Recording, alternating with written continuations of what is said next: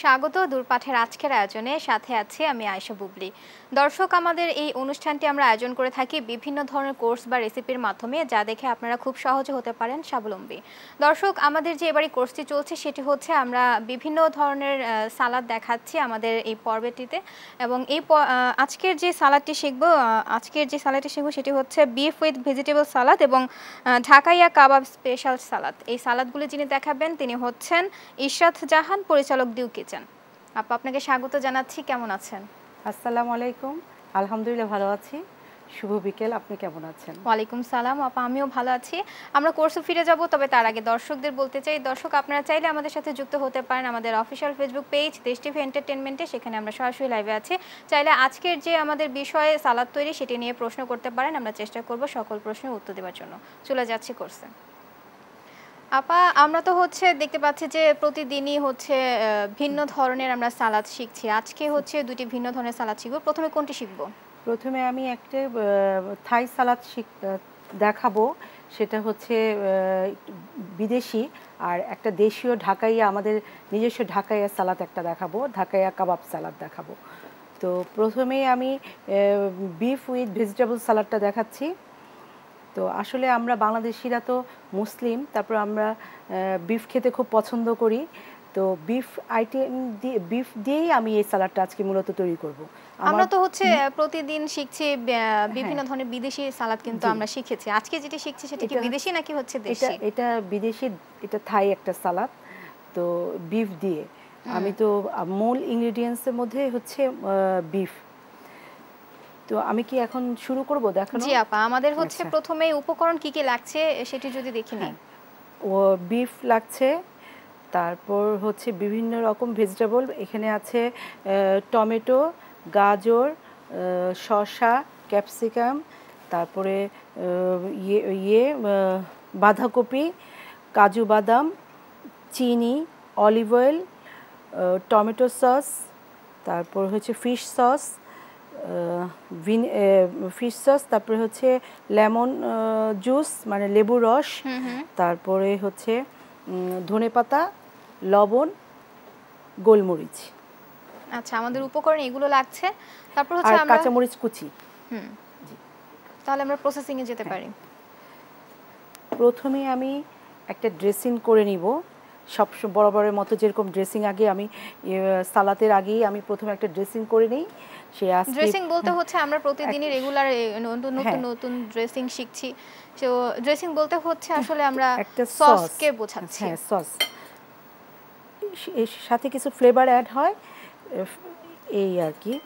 আমি প্রথমে নিয়ে নিচ্ছি হচ্ছে extra virgin olive oil 1 table চামচ।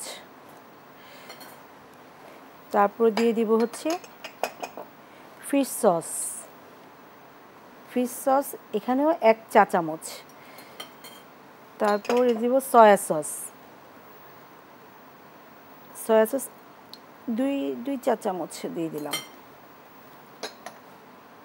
তারপর এখানে লেবুর রস 1 টেবিল চামচ।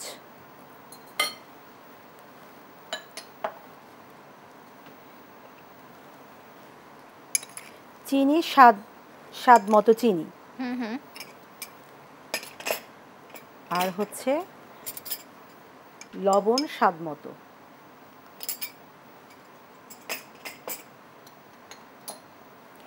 এখানে আমি থাইরা তো খুব স্পাইসি খায়, সেক্ষেত্রে ওই যে লাল মরিচটাকে, লাল আর সবুজ মরিচ, দুটো মরিচকে আমি একটু থেতো করে নিয়েছি, হামানদিস্তা দিয়ে থেতো করে নিয়েছি। এখানে কি আমরা রসুন দিয়েছি? না, এটাতে রসুন দিইনি, শুধু মরিচ।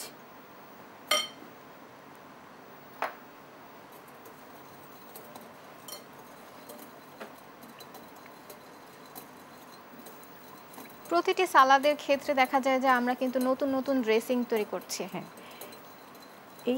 এই প্রতিদিন আমরা সালাদের মেইন হচ্ছে ড্রেসিংয়ের মধ্যে বিভিন্ন সস অ্যাড করে আমরা এই ড্রেসিংটা আগে তৈরি করে নিই।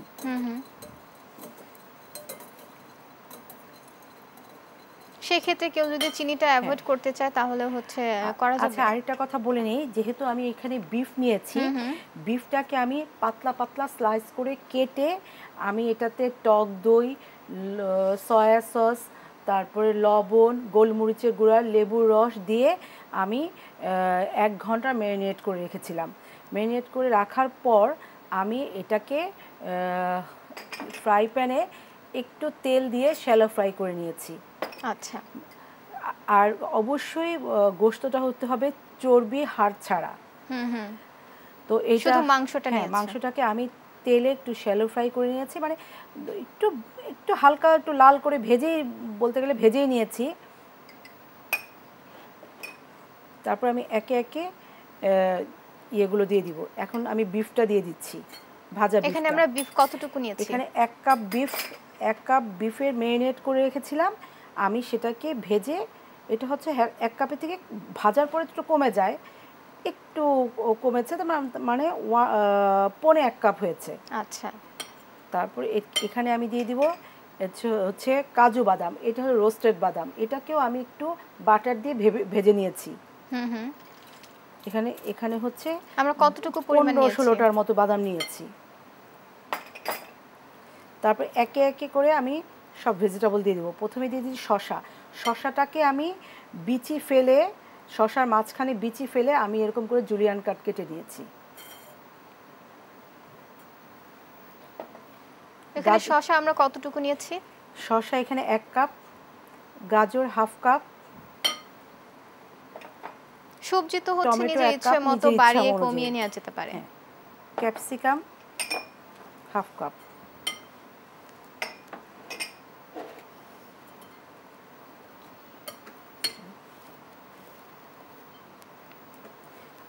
আর গোলমরিচের গুঁড়ো দিয়ে দিচ্ছি, এটাও স্বাদ অনুযায়ী।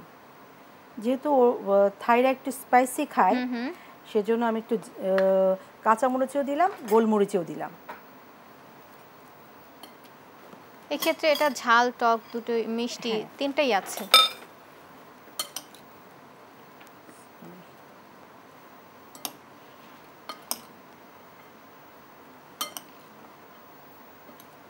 আসলে আমরা সালাদটা আসলে অনেক ফাইবারযুক্ত একটা খাবার।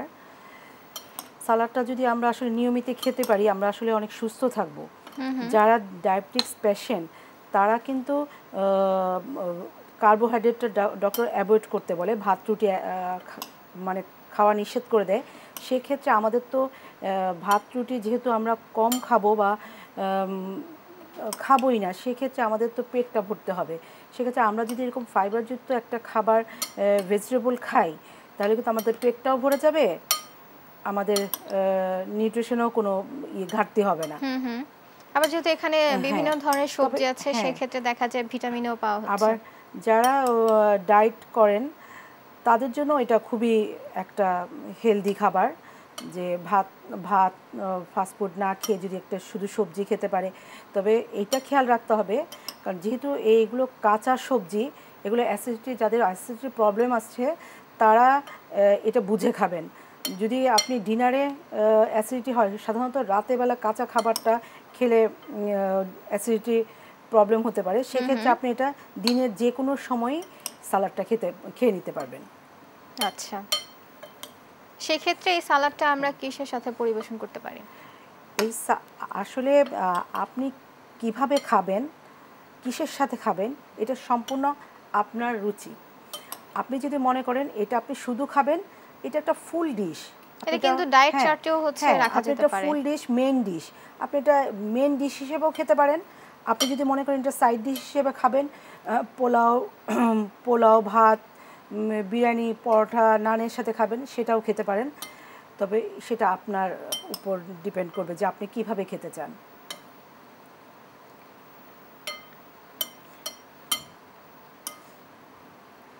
আসলে আমরা তো সালাদকে আসলে দুইটা ভাগে, মানে আমরা যে কোনো খাবার ডাইনিংকে আমরা দুইটা ভাগে ভাগ করি, একটা হচ্ছে ট্রেডিশনাল আর একটা হচ্ছে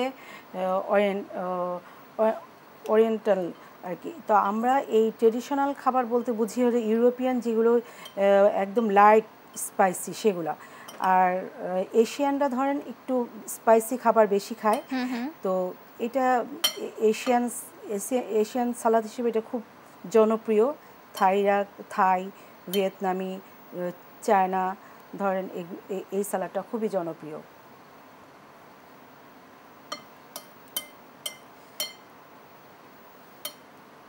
এখানে তো চাইলে আমরা আরো বিভিন্ন ধরনের সবজি দিতে পারি। হ্যাঁ, আপনার পছন্দ অনুযায়ী আপনি 3 কালারের ক্যাপসিকাম দিতে পারেন, আপনি এটাতে আরও ইয়ে অ্যাড করতে পারেন, ইয়ে আছে যে বাঁধাকপি আছে, বাঁধাকপি আরেকটা আছে যে ইয়ে কি বলে ওই যে রেড কালার যেটা, সেটাও ইউজ করতে পারেন। এটা কালারটা আপনার কাছে। তারপর আপনি ব্ল্যাক অলিভ দিতে পারেন, তারপর আপনি ফুলকপি দিতে পারেন। ফুলকপিটা কিন্তু হালকা একটু ভাপিয়ে এটা দিলে বেশ ভালো লাগে। শীতকালীন বিভিন্ন ধরনের যে সবজি পাওয়া যায় সেগুলো দেওয়া যেতে পারে।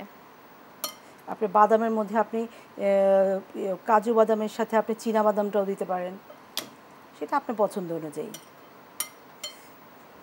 আমরা এটা পরিবেশন করব।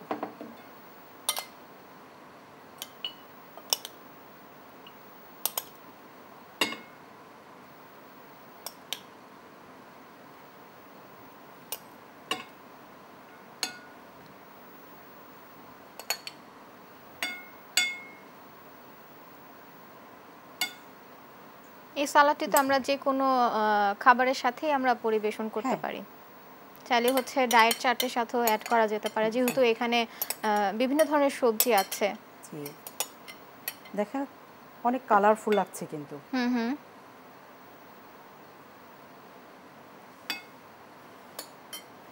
যাদের হচ্ছে ডায়াবেটিস আছে তারা হচ্ছে এখানে চিনিটা অ্যাভয়েড করে বাকি সব জিনিস মানে দিতে পারে। চিনিটা অ্যাভয়েড করে বাকি সব জিনিস দিয়ে খেতে পারবেন। আচ্ছা, আমাদের এই প্রথম সালাদটিতে হচ্ছে হয়ে গেছে। আপা, আমরা তো প্রতিদিন হচ্ছে বিভিন্ন ধরনের সালাদ শিখছি, বিভিন্ন ধরনের আইটেম। আসলে সালাদটা কেন খাওয়া দরকার আপনার কি মনে হয়? সালাদটা আসলে আমি বলবো এটা যেহেতু এটার মধ্যে আমাদের যারা ডায়েট করি, আমাদের আসলে যারা ডায়েট করেন তাদের একদম কোষ্ঠকাঠিন্যর একটা ঝুঁকি থাকে। তারপরে ওনার শরীরে একটু পানি ঘাটতি হয়, যেহেতু সবুজ শাকসবজির মধ্যে কিন্তু প্রচুর পানি পাওয়া যায়, তো এটা খেলে শরীর ডিহাইড্রেট হবে না। তো আমার মনে হয় এই সালাডটা থেকে পানি শূন্যতা দূর করা যেতে পারে। তারপরে এখানে বিভিন্ন ভিটামিন আছে, সেটা আমরা সরাসরি কাঁচা, আমরা আসলে সেদ্ধ করে আমরা যে রান্না করে বাসায় খাবার খাই সেটা সিদ্ধ করলে অনেক পুষ্টিগুণ কিন্তু চলে যায়। তো কাঁচা খেলে আমরা এটা ডিরেক্ট পেয়ে যাব, মানে সেই পুষ্টিগুণটা পুরোই পেব। সাথে আসলে যে ভিটামিনটা চলে যাবে সেটার কোনো সম্ভাবনা থাকছে না। সেজন্য আমরা এটা খেয়ে সুস্থ থাকতে পারি, ভালো থাকতে পারি। আমরা যদি আসলে নিয়মিত সালাদ খাই, আমাদের মনে হয় ডক্টরের কাছে দৌড়াদৌড়ি করা লাগবে না। আমাদের এই অভ্যাসটা আসলে করা উচিত। আসলে আমরা বাংলাদেশিরা খুব একটা কিছু সালাদ খাই না। বাইরে দেখেন সব দেশেই মানুষ দেখি বেশি সালাদ খায়, ওরা অল্প মেইন ডিশ নেয়, সালাদ বেশি করে খায়। যেহেতু আমি থাইল্যান্ডে দেখি ওরা এক ধরনের লেটুস পাতা, ওরা প্লেট ভরা লেটুস পাতা খায়। আমি চিন্তা করি ওরা কেন লেটুস পাতা খায় এত, আমরা যেরকম করে মানে ভাত খাচ্ছি, হ্যাঁ আমরা ভাত খাচ্ছি, ভাত মাছ, আমরা যদি তরকারিও খাই, তরকারি থেকে ভাতের পরিমাণটা বেশি থাকে, কিন্তু আমাদের বাংলাদেশ ছাড়া অন্যান্য দেশে ওরা কিন্তু ভাতের থেকে সবজির পরিমাণ বেশি থাকে বা ভেজিটেবল সালাদের পরিমাণ বেশি থাকে, তাতে কি ওরা অনেক সুস্থ ভালো আছে। তো এই সালাদ খেলে মনে হয় আমাদের সেই পুষ্টিটা আমরা একদম ডিরেক্ট পাবো, আর এটা শরীরের জন্য খুবই ভালো। সালাদ খাওয়ার একটা নিয়মিত অভ্যাস করা উচিত। আমাদের আজকে যে বিষয়টি চলছে সেটি হচ্ছে সালাদ তৈরি, এবং আমরা আজকে হচ্ছে দুই ধরনের সালাদ দেখাবো। প্রথমটি আমরা যেটি দেখাচ্ছি বিফ উইথ ভেজিটেবল সালাদ। আমরা চলে যাচ্ছি যেই কোর্সে।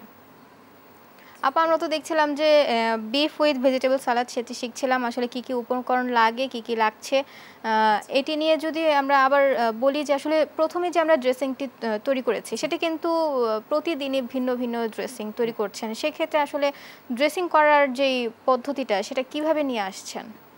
আসলে ড্রেসিংটা হচ্ছে সালাতের বেসিক এবং বেসিক একটা পার্ট, যে ড্রেসিং ছাড়া কোনো সালাদেই সম্পন্ন হবে না। আপনাকে এটা মানে একদম সহজভাবে বলতে গেলে সহজ ড্রেসিং যেটা, সেটা হচ্ছে 3 ভাগ তেল 1 ভাগ ভিনেগার। এটা তো একদম সিম্পল সহজ ড্রেসিং এর মূল যে উপকরণ সেটি আসলে কোনটি? তেল আর ভিনেগার। তেল আর মূল ভিনেগার। উপাদান হচ্ছে তেল আর ভিনেগার। আচ্ছা সে ভিনেগারের পরিমাণ হচ্ছে 3 ভাগ তেল 1 ভাগ ভিনেগার। আচ্ছা, আমরা তেল কোনটি দিচ্ছি? এক্সট্রা ভার্জিন অলিভ অয়েল, অবশ্যই সালাতে এক্সট্রা অলিভ অয়েল যাবে। তো এখানে হচ্ছে সয়াবিন বা হচ্ছে সরিষা তেল আমরা কোনোভাবেই দেব না। এখানে যে আমরা যখন ঢাকায় কিছু করতে যাব তখন সেক্ষেত্রে ফিউশনের জন্য আমি সরিষা তেলটা ইউজ করব। যেহেতু আমি যদি ধরেন বাইরের কোনো সালাদ আমি করতে যাই, সেক্ষেত্রে আমি সরিষা তেল সয়াবিন তেল আমি ইউজ করব না, আমি এক্সট্রা ভার্জিন তেলটাই ইউজ করার চেষ্টা করব। আচ্ছা, আর যেহেতু এখানে বিফ আছে, বিফ যে হাই প্রোটিন, তো আবার রক্তশূন্যতা যাদের ভোগেন তারা এই বিফটাতে রক্ত স্বল্পতা দূর করবে। বিফ সালাদটা খেলে হচ্ছে তাদের কিন্তু অনেক উপকারী হচ্ছে। আমাদের যেমন সিজনাল আমরা খুব বেশি বিফ খাই আমাদের কোরবানি ঈদে, তো কোরবানি ঈদে তো মাংস খেতে খেতে একঘেয়েমি লেগে যায়, তখন যদি আমি বিফ দিয়ে এই সালাদটা তৈরি করি তো এটা একটু টেস্টটাও একটু ভিন্ন হবে, খেতেও ভালো লাগবে, এই আর কি। তো আমরা এভাবেই মানে বিফ দিয়েও সালাদ করতে পারি। বিফ দিয়ে হচ্ছে আমরা বিভিন্ন ধরনের সবজি দিয়ে, হ্যাঁ এই আর কি। এই ক্ষেত্রে তো হচ্ছে আমরা সালাদের প্রথমেই যে ড্রেসিংটি তৈরি করেছে সেই ক্ষেত্রে আমরা শুধু অলিভ অয়েলটাই দিব, কারণ অলিভ অয়েলটা কিন্তু খাবার উপযোগ্য। আমি তো এই সালাদে শুধু অলিভ অয়েলের সাথে আমি 3 রকমের সস ইউজ করেছি। তারপর দিলাম ব্ল্যাক পেপার দিলাম, দিয়ে আর এটা দিয়ে ড্রেসিংটা তৈরি করলাম, আর হচ্ছে কাঁচামরিচ দিয়ে আমি ড্রেসিংটা তৈরি করে নিয়েছি আর কি। তো আপনি যদি কোনো সস না থাকে, আপনি শুধু তেল আর অলিভ অয়েল আর ভিনেগার দিয়ে আপনি ড্রেসিংটা তৈরি করতে পারেন। এটা হচ্ছে একদম বেসিক সিম্পল ড্রেসিং, যে 3 ভাগ তেল 1 ভাগ ভিনেগার। আচ্ছা, এর সাথে আমরা আরো কিছু বাসায় যা যা থাকবে সেগুলো দিয়ে আসলে করা যেতে পারে। আরেকটা মজার বিষয়, আপনি যদি এটা তেলটা ইউজ করেন তাহলে আপনি আপনার যে ভেজিটেবলগুলো একটা শাইনিং দিবে, চকচকে একটা ভাব আসবে, দেখতেও ভালো লাগবে। এই জন্য তেলটা দিলে যেমন গার্নিশিংয়ের দেখতে ভালো লাগে, তেমন খেতেও মজা, এই আর কি। আচ্ছা, সবকিছুই উপাদানে আমরা পাচ্ছি যে আসলে এখানে যে ভেজিটেবলগুলো আছে, চাইলে হচ্ছে আরো বিভিন্ন ধরনের ভেজিটেবল আমরা অ্যাড করতে পারি। আপনি এখানে বিফের জায়গায় চিকেনও দিতে পারেন, সেটা আপনার পছন্দ। আপনি এখানে ফিশ অ্যাড করতে পারেন। ফিশ যদি আমরা অ্যাড করি সেক্ষেত্রে আসলে প্রসেসিংটা কি হবে? ফিশ যদি আপনি এখানে পর্ন ইউজ করতে পারেন, চিংড়ি মাছটা আপনি সস দিয়ে একটু ম্যারিনেট করে তারপর জাস্ট একটু বাটার দিয়ে ভেজে নিলেন, ভেজে এটার সাথে মিশিয়ে দিলেন, বা এটা দিয়ে ভেজিটেবলের সাথে মিশিয়ে দিলেন, এটাও খেতে ভালো লাগবে। যে কোনো সি ফিশ দেওয়া যায়, আপনি সি ফিশ দিতে পারেন, তারপর আপনি টোনাও দিতে পারেন এটার সাথে, আবার আপনি এটার সাথে আপনি দিতে পারেন, যে বড় বড় লবস্টার আছে ওগুলো আপনি যদি স্লাইস করে কেটে ভেজে দেন, ওইটাও অন্যরকম একটা মজা হয়। মাছের ক্ষেত্রে কি সব সময় হচ্ছে আমরা একটু ভেজে তারপরে দিব, নাকি হচ্ছে সিদ্ধ করে দিতে হবে? না, সিদ্ধ করে না, আপনি একটু ভেজে দিলে টেস্টটা আপনার টেস্ট হবে আর কি। আপনি একটু যদি ভেজে দিয়ে দেন, বাটার দিয়ে ভেজে, হালকা বাটার দিয়ে আপনি শ্যালো ফ্রাই করে এটাতে দিয়ে দিলেন। আচ্ছা, শুধু হচ্ছে আমরা এখানে গরুর মাংসের পরিবর্তে আমরা হচ্ছে মাছ দিতে পারেন, আপনি চিকেন দিতে পারেন। এই আর কি। সেক্ষেত্রে তো আমরা যে সবজির প্রসেসিংটা দেখেছি সেটি একদম সেমই হবে। জি, আমাদের তো প্রথম যেই রেসিপি সেটি কমপ্লিট হয়েছে, বিফ উইথ ভেজিটেবল সালাদ। পরের সালাদটি কোনটি? পরের সালাদটি হচ্ছে ঢাকাইয়া কাবাব স্পেশাল সালাদ। আমি তাহলে ওটার জন্য কি কি লাগছে আমি আগে দেখিয়ে দিই। শসা কুচি, টমেটো কুচি, গাজর কুচি, ধনেপাতা কুচি, পেঁয়াজ কুচি, কাঁচামরিচ কুচি, কালো গোলমরিচের গুঁড়ো, তারপরে বিট লবণ, তেঁতুলের কাত, গুঁড়ো দুধ, টমেটো কেচাপ, লবণ, চিনি, পুদিনা পাতা কুচি, আর হচ্ছে চাট মশলা। আচ্ছা, এটা খুবই একটা মজাদার আমাদের ঢাকাইয়ারা তো খুব কাবাব খেতে পছন্দ করে, তো কাবাবের সাথে এরকম যদি একটা সালাদ হয় খুব তাদের ওই কাবাবের সাথে এই সালাদটা খুব পছন্দ করে খায়। আসলে একটা মোগল ভাব আছে তো সেই ঢাকাইদের মধ্যে, সেই মোগল আইটেমের সাথে এই সালাদটা খুব ভালো যায়। দেখা যায় কাবাবের সাথেই হচ্ছে এই সালাডটি যদি খাওয়া যেতে পারে তাহলে ভিন্ন রকম স্বাদ আসছে। আমি এখানে দিয়ে দিলাম। এই ক্ষেত্রে কি আমরা সেম ভাবে ড্রেসিং তৈরি করে নেব? এই ড্রেসিংটা হচ্ছে একদম আমার দেশীয় ড্রেসিং। এটা সিম্পল, এটা আমরা সবাই বাসাও এরকম করেই খাই। এটা আসলে কোনো বাইরের ড্রেসিং না, এটা একদম সিম্পল নিজেদের ঘরোয়া ড্রেসিং আর কি। এখানে আমি দিয়ে দিচ্ছি একটু তেঁতুলের কাঠ দিয়ে দিলাম 2 টেবিল চামচ, আর টমেটো কেচাপ দিয়ে দিলাম এক চা চামচ। আমি আর একটু বেশি দিই টেস্টটা। তারপর হচ্ছে গোলমরিচের গুঁড়ো 1/2 চা চামচ,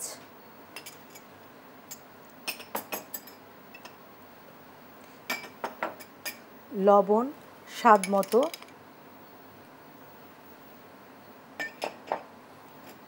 চিনিও স্বাদ মতো। চিনি কম বেশি আপনার পছন্দ অনুযায়ী দিবেন, যাদের ডায়াবেটিস তারা স্কিপ করবেন। তারপর দিয়ে দিচ্ছি বিট লবণ দিব আমি 1/2 চা চামচ। যেহেতু সাদা লবণ দিয়েছি এবং 1/2 চা চামচ জাস্ট একটা স্মেলের জন্য দিব। আর দিয়ে দিচ্ছি হচ্ছে গুঁড়ো দুধ। গুঁড়ো দুধ কতটুকু লাগছে? 1 চা চামচ দিয়ে দিলাম। আর হচ্ছে চাট মশলা, এটা দারুণ একটা স্মেল আসে চাট মশলায়। এই চাট মশলাটা আসলে আমরা কোথা থেকে সংগ্রহ করতে পারি? এটা আসলে আপনি যদি ঘরে বানান, ঘরে বিভিন্ন মশলা অ্যাড করে এটা ঘরে বানাতে পারবেন। আর যদি ঘরে না বানাতে চান, সময় কম থাকে, তাহলে আপনি এটা যে কোনো সুপার শপ থেকে কিনতে পারবেন চাট মশলা। আচ্ছা, যদি কেউ বাসায় তৈরি করে সেই ক্ষেত্রে যদি প্রসেসিংটা বলে দেন আপা। এখানে হচ্ছে চাট মশলার জন্য কত ধরনের মশলা লাগছে আর কিভাবে করছেন? তারপরে জিরা গুঁড়ো, তারপর বিট লবণ, বিভিন্ন চাট মশলার বিভিন্ন মশলা আছে, সেই মশলাগুলো গুঁড়ো করে বাস এটা বানিয়ে ফেলতে পারবেন। আমি এই যে একটা সিম্পল ড্রেসিং করে ফেললাম। এখন এটাতে আমি দিব এক এক করে সবজিগুলো। এখানে আমরা কি ভিনেগার দিয়েছি? না, এখানে আমি ভিনেগার দিই। আমরা কিন্তু সবসময় দেখেছি যে আসলে ড্রেসিং তৈরি করার ক্ষেত্রে ভিনেগার দিচ্ছিলাম। কিন্তু এটা আমার একদম দেশীয়, তো আমি এটাতে ভিনেগার ইউজ করলাম না। আমি এটার ভিনেগারের বদলে আমি এখানে তেঁতুল দিয়েছি, তেঁতুলের কাঠ দিয়েছি। আমি এখানে শসা কুচিটা দিয়ে দিব। শসা কিন্তু আমি কুচি করে নিয়েছি। আচ্ছা, একদম কুচি করে শসা, আমরা নর্মাল সালাদ যেরকম খাই সেরকমই আর কি, একদম কুচি করে নিয়েছি। পরিমাণ কতটুকু নিয়েছি? পরিমাণ এখানে 1 কাপ। আচ্ছা,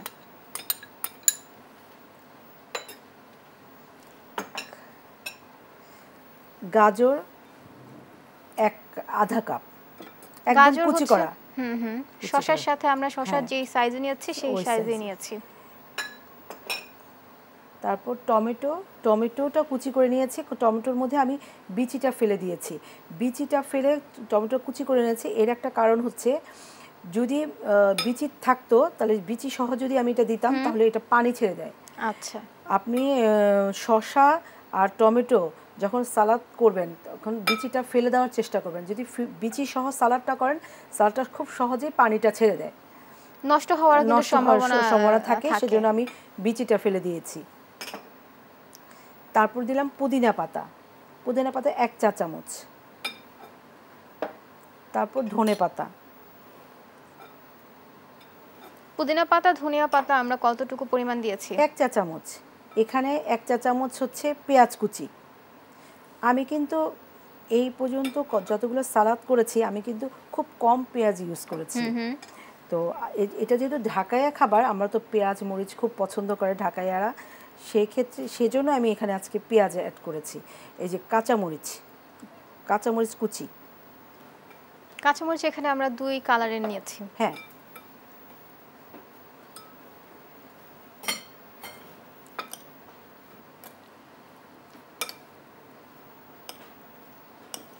এখানে তেঁতুলের কাঠ আমরা কিভাবে আসলে কোন পরিমাণ অনুযায়ী দিব, যেহেতু এখানে কিন্তু আমরা বিভিন্ন ধরনের সবজি দিয়েছি? তেঁতুলের কাঠটা আগে আমি বলে দিচ্ছি আমি তেঁতুলের কাঠটা কিভাবে করেছি। তেঁতুলটাকে আমি হালকা কুসুম গরম পানি দিয়ে আধ ঘন্টা ভিজিয়ে রেখেছিলাম। আধ ঘন্টা ভিজিয়ে রাখার পর তারপরে বিচিগুলো ফেলে দিয়ে যে রসটা, সেই রসটা আমি নিয়েছি। ওইখানে সেই রসটা আমি এখানে 2 চা চামচ দিয়ে দিয়েছি। আচ্ছা আপা, আমরা তো এখানে দেখতে পেয়েছিলাম যে গুঁড়ো দুধ দেওয়া হয়েছে। গুঁড়ো দুধের পরিবর্তে কি আমরা টক দইটা ব্যবহার করতে পারি? টক দই ব্যবহার করা যেতে পারে, তবে গুঁড়া দুধটা যেমন একটু টেস্টটা বাড়ায়, সেজন্য আমি গুঁড়া দুধটা দিয়েছি। টক দইয়ে একরকম টেস্ট আর গুঁড়ো দুধের কিন্তু আরেক রকম টেস্ট। আচ্ছা, তো চাইলে তো হচ্ছে এখন আমরা টক দইটাও দিতে পারি। হ্যাঁ, টক দইটা দেওয়া যায়, কিন্তু আমি একটু টেস্টের জন্য আমি একটু গুঁড়া দুধটা দিয়েছি। আচ্ছা,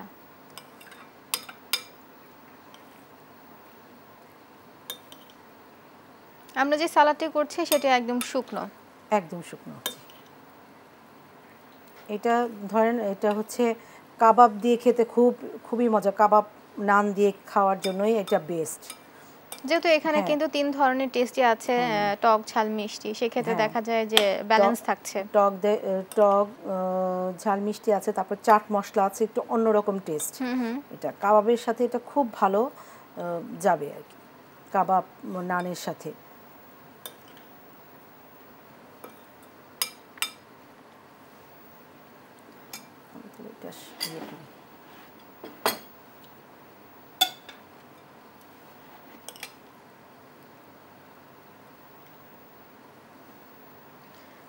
আপা, বিরতির আগে আমরা যেমনটি বলছিলাম যে আসলে প্রতিদিনই হচ্ছে সালাদ খাওয়া আমাদের জন্য খুবই উপকার।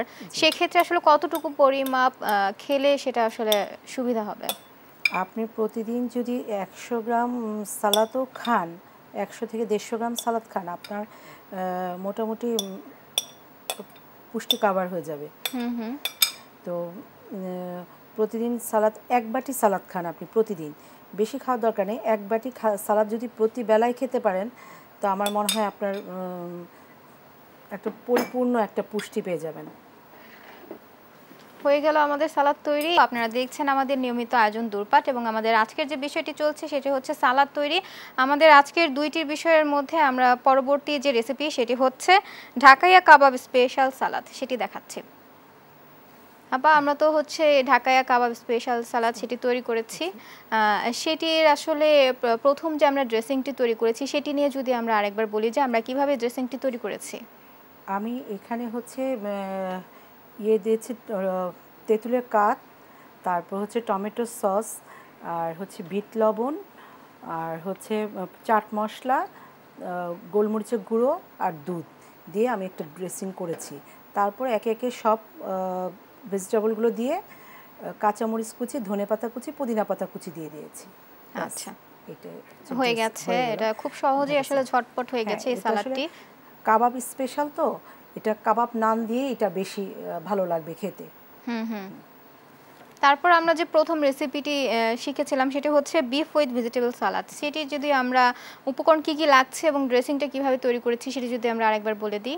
আচ্ছা, এটা হচ্ছে যেহেতু আমি বিফ দিয়ে করেছি, এটা আমি বিফটাকে আগে টক দই, সয়া সস, লবণ, গোলমরিচের গুঁড়ো এগুলো দিয়ে আমি 1 ঘন্টা ম্যারিনেট করে রেখেছিলাম। ম্যারিনেট করার পর এটাকে আমি একটু ফ্রাই প্যানে তেল দিয়ে শ্যালো ফ্রাই করে নিয়েছি। এটা হচ্ছে বিফ প্রিপারেশন। তারপরে আমি ড্রেসিংটা করলাম। ড্রেসিংটার মধ্যে আমি দিয়েছি ফিশ সস, সয়া সস, লেবুর রস, এক্সট্রা ভার্জিন অলিভ অয়েল, গোলমরিচের গুঁড়ো, আর হচ্ছে চিনি, লবণ, আর দিলাম চিনি, লবণ দিলাম, আর কি যেন দিলাম, আর হচ্ছে সস, চিনি, লবণ দিয়ে এই দিয়ে আর দিয়েছি হচ্ছে কাঁচামরিচ থেতো করে, লাল সবুজ কাঁচামরিচ থেতো করে দিয়েছি। দিয়ে আমি ড্রেসিংটা রেডি করে তারপরে এক এক করে সব সবজিগুলো অ্যাড করেছি, ভেজিটেবলগুলো অ্যাড করলাম। এর মধ্যে আমি দিয়েছি ওই যে রোস্টেড কাজু বাদাম, ব্যাস এই এই এই এই দিয়ে এটাকে আমি মিক্সড করেছি। আচ্ছা, এক্ষেত্রে তো আমাদের ২টি রেসিপি তৈরি করা হয়েছে। আপা আপনারা এই ফুডগুলো হচ্ছে কিভাবে দাম নির্ধারণ করেন? আসলে এই দাম নির্ধারণটা হচ্ছে একটা ফুড কস্টিংটা হচ্ছে আপনার বাজার দরের উপরে। আপনার বাজার দর আপনি যদি আপনার কেনার পর বাজার করার পর আপনি আপনার বাজারের খরচটা আপনাকে আগে বের করতে হবে। তারপর এটা আসলে বলা মুশকিল, যখন অর্ডার হবে তখন সেই পরিমিত সেই বাজার দর আসলে ওঠানামা করে। আসলে বাজার তো একরকম এক প্রাইসে থাকে না। আজকে একরকম কালকে একরকম। যখন যখন অর্ডার পড়বে অর্ডার আসবে তখন আমি বাজার করার পরে আমার বাজারের খরচটাকে আমি ধরে তখন আমার কস্টিং বের করতে হবে। আসলে এই মুহূর্তে এটা বলা মুশকিল যে আমাকে এটা এখন কতটুকু খরচ পড়বে। আমার বাজার আপনার আপনার কোয়ান্টিটির উপরে নির্ভর করবে, আমার এই কস্টিংটা বের করতে হবে। আচ্ছা, বর্তমান বাজার মূল্যের উপর আসলে এটা অনেকটাই নির্ভর করছে। আপা আমাদের ২টি যে সালাদ সেটি তো কমপ্লিট হয়েছে, আশা করি দর্শক দেখতে পেরেছেন। খুবই চমৎকার লাগছে। আপা আপনাকে অসংখ্য ধন্যবাদ আমাদের সাথে যুক্ত হবার জন্য। আপনাকেও ধন্যবাদ। দর্শক, এই ছিল আজকের আয়োজন। দেখা হবে পরবর্তী পর্বে। সে পর্যন্ত সুস্থ থাকুন, ভালো থাকুন, দেশ টিভির সাথেই থাকুন। ধন্যবাদ।